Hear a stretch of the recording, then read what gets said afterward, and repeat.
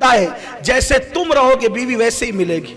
जब तुम भगोड़े हो तो भगोड़े बीवी ही मिलेगी, तुम जानी हो तो जानी बीवी ही मिलेगी। मैं बात सच्ची सच्ची कह रहा हूं, मेरी बात पर आप गलत रंग नहीं देना। कुरान कहता है हमने तैयबों के लिए तैयबों का इंतखाब किया है और नजसों के लिए नजसों का इंतखाब किया है। इसलिए मौलाए कायनात फरमाते रहे पाक दामन रहो तो तुम्हारी बीवियां भी पाक दामन रहेगी।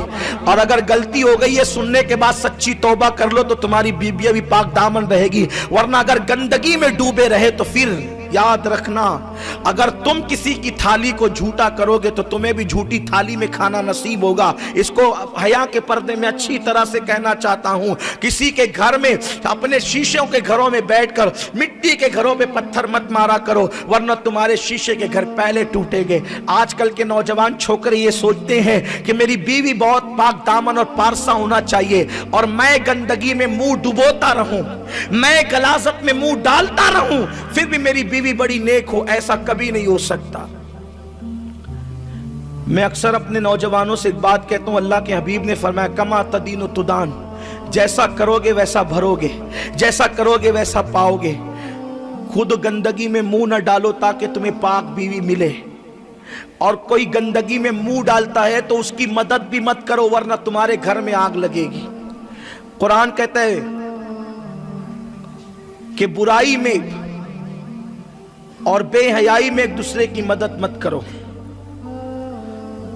अल्लाह इरशाद फरमाता है तकवे और परहेजगारी में एक दूसरे की मदद करो। तावनु अलल बिर्रि वत्तक़वा वला तावनु अलल इस्मि वल उद्वान। नेकी परहेजगारी में एक दूसरे की मदद करो, बुराई में मदद नहीं करना। आजकल कुछ नौजवान लड़के तू मेरी मदद कर मैं तेरी मदद करूं, ये फितना चल पड़ा है। याद रखना ये फितना बड़ा खतरनाक है। यहाँ पे मुझे एक बात याद आती, फिर मैं अपने उन्वान पे चलना चाहता हूँ। सिर्फ थोड़ी सी बात अर्ज करता हूँ। आज अगर हमारे जवान पाक दामन हो जाए तो वो बहन को भी गलत रास्ते से रोक सकते हैं, लेकिन जब भाई खुद गंदगी में डूबा है तो बहन को गलत रास्ते से कैसे रोकेगा। और बात इतनी है कि तुम किसी की बहन पे गलत नजर उठाओगे तो तुम्हारी बहन पर भी गलत नजर उठाई जाएगी। इसलिए बहुत मोहतात रहो, बहुत पाकदामन रहो, बहुत एहतियात से जिंदगी गुजारो, और मालूम पड़ने के बाद सच्ची तौबा कर लो तो अल्लाह तुम्हारे घरों की हिफाजत करेगा, तुम्हारे घर महफूज रहेंगे। हुआ एक मर्तबा ऐसा कि एक जवान दूसरे जवान के पास आया, दोनों की बड़ी गहरी दोस्ती थी, बड़ी गहरी दोस्ती, बहुत गहरी दोस्ती। एक जवान ने कहा यार एक काम कर, जो अपनी मस्जिद का इमाम है ना उसकी बीवी से मेरे कुछ ताल्लुकात हो गए नाजायज तौर पे, तू मेरा दोस्त है, क्या तू मेरी मदद नहीं करेगा? एक काम कर मेरी मदद कर। उसने कहा बोल क्या मदद कर? कहा मदद ये कर कि इमाम साहब जब नमाज पढ़ाने जाते हैं मस्जिद में तो कुछ देर तक के उनको मसले मसाइल में उलझा लिया कर, ताकि वो तुझ में अटके रहे, मैं उनके घर जा कर के जो चाहूं कर सकूं। सच्चा दोस्त होता तो क्या कहता? जालिम इमाम की बीवी के साथ नाजायज ताल्लुकात, इमाम की अजमत से खिलवाड़, अस्तगफिरुल्लाह, तौबा कर, ऐसे काम मत कर। बोलो टोकता कि नहीं टोकता? अल्लाह के रसूल अलैहिस्सलाम फरमाते हैं सच्चे दोस्त की पहचान ये है कि जब तू गलती करे तो वो तेरी इस्लाह करे।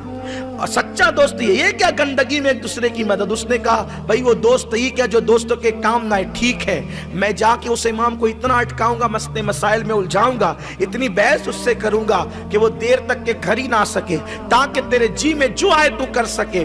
फिर क्या था, अब रोजाना का उस बदबख्त का मामूल बन गया, नमाज के लिए जाता, देर तक इमाम को पकड़ करके बहस मुबाहिसे करता, ये मसला कैसा और वो मसला कैसा। कई दिन तक के ये मामला चलता रहा। एक दिन उसके दिल ने, उसके ज़मीर ने उसको कचोके लगाए। उसने कहा बदबख्त, अपनी मस्जिद के इमाम का तू वफादार ना हुआ, तेरी वजह से उसके घर के खेल, उसके घर का खिलवाड़ होता रहा, उसकी अजमत से खिलवाड़ होता रहा। चल आ आज तौबा कर और अपनी गलती का एतराफ कर, अपने इमाम से माफी मांग। वो गया और जाने के बाद का इमाम साहब आज मुझे मेरी गलती का एहसास हुआ है, आज मैं आपसे मुआफी तलब करता हूँ, आप मुझे मुआफ कर दें, मैंने आपके साथ बहुत बड़ा जो है جو ہے وہ آپ کے اعتماد کو ٹھیس پہنچائی ہے۔ امام صاحب نے مسکرا کے کہا کیا بات ہے؟ کہا امام صاحب دراصل میرے دوست نے جو ہے وہ مجھے آپ کے پیچھے لگایا تھا، اور میں کوئی نمازی نہیں اور مجھے مسئلے مسائل سے کوئی دلچسپی نہیں، لیکن اپنے دوست کی محبت میں آتا رہا، مسئلے مسائل پوچھتا رہا۔ امام صاحب دراصل بات یہ ہے کہ میرے دوست کے آپ کی بیوی سے ناجائز تعلقات پیدا ہو گئے، اور وہ مجھے آپ کو اٹکانے کے لیے بھیجتا تھا کہ میں آپ کو الجھائے رہوں، اور میں الجھایا رہتا تھا۔ اس لیے امام صاحب معاف کرنا، وہ آپ کے گھر جا کے پتہ نہیں آپ کی بیوی کے ساتھ کیا سلوک کرتا تھا، لیکن مجھے معاف کر دیجئے۔ امام یہ سن کر غصے میں آنے کی بجائے مسکرانے لگے۔ امام صاحب مسکرائے تو اس کو حیرت ہوئی، یار اتنا بڑا حادثہ میں ان کے سامنے بیان کر رہا ہوں، غیرت مند آدمی کو تو یہی گش کھا کے گر کے مر جانا چاہیے، اور یہ امام مسکرا رہا ہے۔ اس نے کہا حضرت حیرت کی بات ہے، آپ اتنا بڑا حادثہ سن کے مسکرا رہے ہیں۔ تو امام نے فوراً کہا بھیا اس لیے مسکرا رہا ہوں کہ میری تو کوئی بیوی ہی نہیں ہے، میری تو شادی ہی نہیں ہوئی ہے۔ جب میری شادی نہیں ہوئی تو وہ میری کس بیوی سے افیئر کر بیٹھا اور کس سے ناجائز تعلقات کر بیٹھا، اور وہ میری کون سی بیوی کے پاس جاتا ہے تیرا دوست؟ تو پورے محلے میں تحقیق کر لے، میری شادی ابھی تک نہیں ہوئی ہے، میں کنوارا ہوں۔ میرے گھر میں یا تو میری بوڑھی ماں ہے جس کے بال بھی سفید ہو چکے ہیں، جس کی ہڈی کو چمڑا لگ چکا ہے، جس کا پورا بدن جھرری پڑ چکا ہے، اور میرا ایک بڈھا باپ ہے جو گھر سے باہر ہی نہیں نکلتا بیماری کی وجہ سے۔ تو میری ماں بوڑھی اور میرا باپ دونوں گھر میں رہتے ہیں، اور میرے گھر میں تیسرا کوئی ہے ہی نہیں۔ تب اس کے بعد اس کے پیروں سے زمین نکل گئی کہ یا اللہ جب امام کی شادی نہیں ہوئی تو یہ جاتا کس کے گھر تھا؟ لیکن اللہ اللہ ہنسنے کی بات نہیں، عبرت کی بات ہے۔ جب اس نے تحقیق کی تو پتا چلا امام کی تو کوئی بیوی نہیں تھی، تو یہ اس کو مسجد بھیج کر کے اس کے گھر جاتا تھا، اس کی بیوی کے ساتھ ناجائز تعلقات قائم کیے تھا۔ پتا چلا دوسرے کے گھر کے جلانے والے کا گھر خود جل گیا، دوسرے کے لیے گڑھا کھودنے والا خود گڑھے میں گر گیا۔ اس لیے یاد رکھنا مسلمانوں، میری قوم کے جوانوں، آج نفسانیت کا دور ہے، نفس پرستی کا دور ہے۔ قوم کی بیٹیوں کو صبر کی تلقین دو، اپنے اندر بھی صبر پیدا کرو، تاکہ ہماری بیٹی کسی گفٹ کی لالچ میں کسی کا ہاتھ نہ پکڑے، ہماری بیٹیاں بائک پر گھومنے کے لالچ میں کسی کا ہاتھ نہ پکڑے۔ صبر شکر یہ دو پہیے زندگی کے کامیابی کے، اس کو زندگی میں اختیار کیا جائے، اپنی بیٹیوں کو اس کی تلقین کی جائے۔ کمنٹ شیئر ضرور کریں۔